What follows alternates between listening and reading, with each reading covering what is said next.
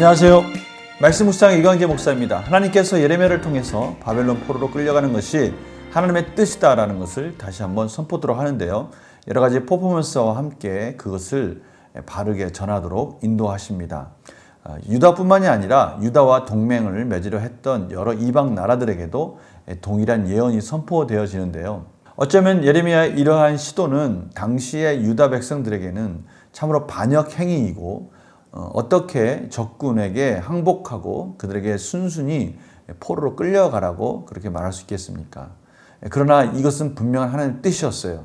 이성적으로나 이치적으로나 이해가 안 될 수 있지만 하나님의 뜻이라는 것에 있어서는 분명하기에 예레미야도 목숨을 걸고 이 하나님의 말씀을 전하는 것이죠. 오늘 하나님께서 예레미야 선지자를 통해서 또 어떠한 말씀을 깨닫기 원하시는지 기도하고 계속 말씀을 나누도록 하겠습니다. 제가 기도하겠습니다. 하나님, 오늘도 하나님께서 귀한 말씀을 허락해 주셨습니다.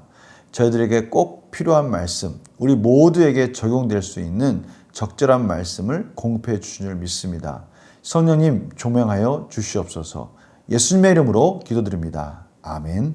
제가 예레미야 27장 1절에서 11절 말씀을 봉독해 드리도록 하겠습니다. 유다의 왕 요시야의 아들 여호야김이 다스리기 시작할 때에 여호와께서 말씀으로 예레미야에게 임하시니라. 여호와께서 이와 같이 내게 말씀하시되 너는 줄과 멍에를 만들어 내 목에 걸고 유다의 왕 시드기야를 보러 예루살렘에 온 사신들의 손에도 그것을 주어 에돔의 왕과 모압의 왕과 암몬 자손의 왕과 두로의 왕과 시돈의 왕에게 보내며 그들에게 명령하여 그들의 주에게 말하게 하기를 만군의 여호와 이스라엘의 하나님께서 이와 같이 말씀하시되 너희는 너희의 주에게 이같이 전하라. 나는 내 큰 능력과 나의 쳐든 팔로 땅과 지상에 있는 사람과 짐승들을 만들고 내가 보기에 옳은 사람에게 그것을 주었노라. 이제 내가 이 모든 땅을 내 종 바벨론 왕 느부갓네살의 손에 주고 또 들짐승들을 그에게 주어서 섬기게 하였나니 모든 나라가 그와 그의 아들과 손자를 그 땅에 기한이 이르기까지 섬기리라. 또한 많은 나라들과 큰 왕들이 그 자신을 섬기리라. 여호와의 말씀이니라. 바벨론의 왕 느부갓네살을 섬기지 아니하며 그 목으로 바벨론의 왕의 멍에를 매지 아니하는 백성과 나라는 내가 그들이 멸망하기까지 칼과 기근과 전염병으로 그 민족을 벌하리라. 너희는 너희 선지자나 복술가나 꿈꾸는 자나 술사나 요술자가 이르기를 너희가 바벨론 왕을 섬기게 되지 아니하리라 하여도 너희는 듣지 말라.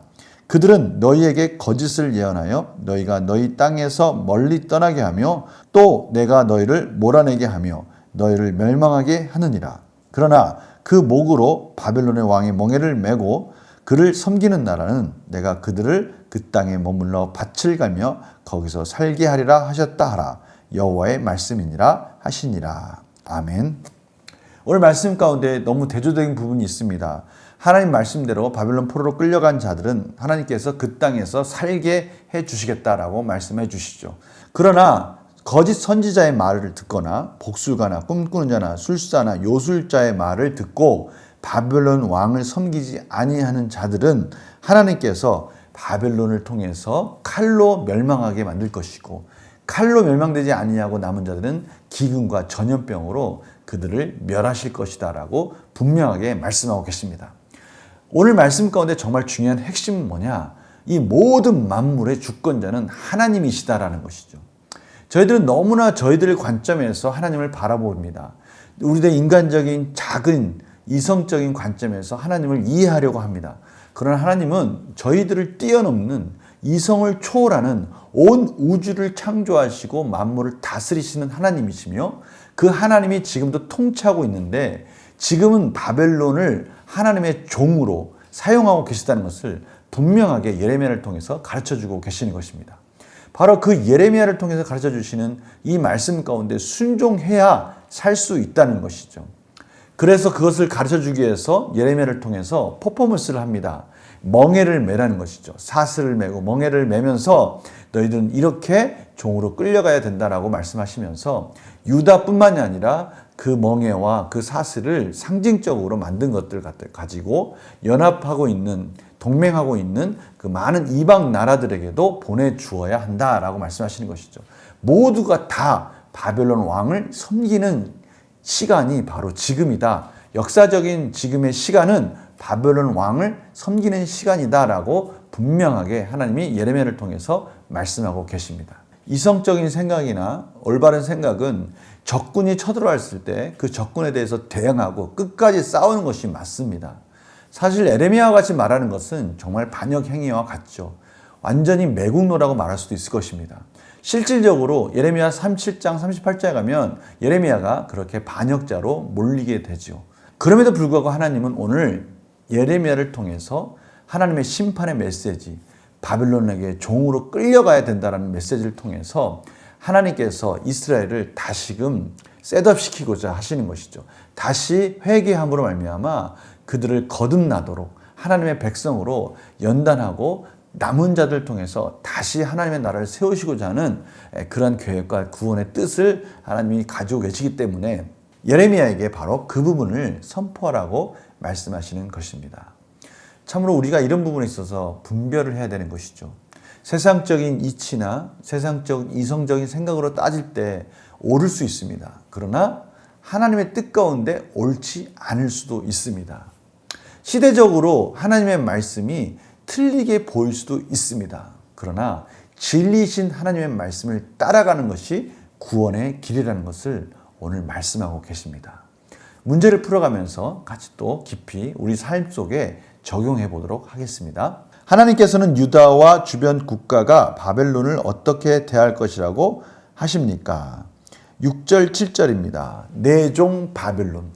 역사의 만물의 주권자이신 하나님께서 바벨론 왕 느부갓네살을 하나님의 종으로 세웠다라고 말씀하시면서 하나님의 종에게 모든 나라, 모든 열방이 그 종을 섬겨야 된다라고 말씀하고 계십니다. 두 번째 문제 보겠습니다.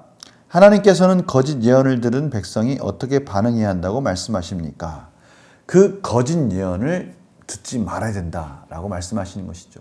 결국 그들의 말은 너희들이 멸망하는 길로 인도할 뿐이다 라고 분명하게 말씀하고 계십니다. 그들의 말이 이치적으로 보거나 또 이성적으로 보거나 여러 가지 역사적으로 볼 때 옳을 수 있습니다. 그러나 지금은 아닙니다. 지금은 하나님 말씀 가운데 바벨론 포로로 끌려가는 것이 하나님의 뜻인 것이죠. 그래야 살 수 있는 것입니다. 어떻게 보면 하나님의 말씀을 의지한다는 것은 하나님께 모든 것을 맡긴다는 것이고요. 그 하나님의 말씀 가운데 순종해야 생명을 유지할 수 있다는 것, 살 수 있다고 말씀하시는 것이죠. 연구와 묵상 질문 보겠습니다. 하나님께서 유다를 구원하지 않으시고 바벨론을 섬기게 하시는 이유는 무엇입니까? 지금 하나님의 이 시간은 공의와 정의와 그 가운데 이면에 있는 사랑의 시간입니다. 다시 말씀드리면 죄를 짓고 도저히 회복 불가능한 이스라엘 백성들을 사랑한다라는 것은 곧 그들을 심판한다는 것과 별다름 없다는 것이죠. 도저히 돌이킬 수 없는 이스라엘 백성들을 그냥 놔두는 것이 사랑이 아니죠. 그들을 다시 공의롭게 심판하시고 새롭게 회개하도록 만드시고 하나님의 말씀 가운데 그들이 충분히 반성하고 돌이킬 수 있는 하나님의 뜻 가운데 순종할 수 있는 자로 다시 회복시키셔야 이것이 하나님의 진정한 사랑인 것이죠. 끝까지 그들이 틀린 길을 가고 있는데 잘 가고 있다라고 말하는 것은 진정한 부모가 아닌 것입니다. 진정한 부모라, 진정한 사랑하는 하나님의 백성은요, 하나님께서 징계하심을 말미암아 공의 가운데 사랑으로 다시 돌아오도록 만드시는 것이 하나님의 진정한 성실하심, 인자하심이죠. 헤세드의 사랑이 바로 공의와 사랑이 균형 있게 흘러갈 때 온전하게 그것이 완성되는 것입니다. 느낀 점 볼까요? 거짓 예언을 듣고 멸망의 길을 걷게 되는 유다와 주변 국가를 보며 무엇을 느낍니까? 그럼에도 불구하고 하나님의 이러한 징계의 시간에 끝까지 하나님의 말씀에 순종하지 않는 이스라엘 백성들, 이것은 끝까지 자기 자신을 의지하고 자기가 자신 힘을 의지하는 그런 그릇된 교만한 모습이라고 할 수 있습니다. 우리 삶 가운데 이러한 모습은 지금의 우리 삶에 적용을 한다면요, 인간의 힘, 또 내가 가지고 있는 경험, 내가 가지고 있는 지식, 이성적인 판단, 합리적인 생각, 어떻게 보면 이런 것들이 우리의 삶을 지탱해 주는 것 같이 보입니다. 그러나 때로는 하나님 말씀 가운데 세상의 이치, 세상의 시대적인 사조, 시대적인 흐름, 시대적인 여러 가지 문화들이 그것을 안 따라가면 틀린 것 같이 보일 수 있다는 것이죠. 그러나 하나님 말씀 가운데 그것이 틀리다라고 말한다면 우리는 하나님의 말씀을 따라가야 된다는 것입니다. 때로는 그 길이 어렵고 힘들고 고난의 길이 될지언정 우리가 하나님의 길을 따라갈 때 하나님께서 우리를 책임져 주시는 것이죠. 하나님 말씀 가운데 따라간다는 것은 그분께 우리의 모든 생명을 맡기는 것이고요. 그분만이 우리의 생명을 지켜주시고 보살펴 주실 수 있는 분이라는 것을 고백하는 것입니다. 참으로 때로는요, 제 자신도 그렇고요. 때로는 우리 성도님들 가운데 보면 저렇게 하면 안 되는데 저렇게 하면 정말 하나님이 원하시는 길이 아닌데 라는 것을 참으로 확연하게 알면서도 그 길을 갈 때가 있습니다. 참으로 하나님의 은혜가 필요한 것이죠. 그래서 결단과 적용을 보면요. 내가 하나님의 뜻을 잘못 이해해 거짓 평안에 속아 살았던 적이 있다면 언제입니까? 사람의 생각과 방법에 휩쓸리지 않고 묵묵히 하나님의 때를 기다리기에 무엇을 결단하겠습니까? 오늘 다 나왔어요. 하나님의 뜻 가운데 순종하려면 때로는 고난, 때로는 인내의 시간이 필요합니다.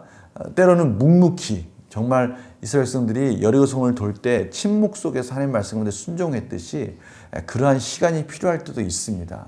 때로는 그러한 시간에 사람들이 바보라고 말할 수도 있어요. 그러나 그것이 하나님의 뜻이라면 하나님께 모든 것을 맡기는 삶의 고백이 필요하고요.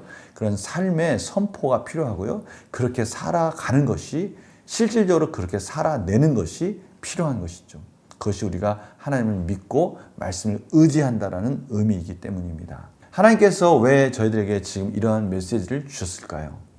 그것은 지금 우리의 삶 속에 이러한 결단이 필요하다라는 것을 말씀하시는 것이죠. 세상이 다 큰 길, 넓은 길을 갈지언정 우리는 좁은 길을 갈지라도 그 좁은 길이 하나님의 뜻이라면 그 길을 가야 한다라고 말씀하시는 거예요. 저는 성도님들의 삶을 잘 알지 못하지만 우리 성도님들의 삶 속에는 분명히 두 길이 있습니다. 세상이 다 옳다고 하고 세상이 정말 이치적으로나 이성적으로나 합리적이라고 하는 그 길이 있고요.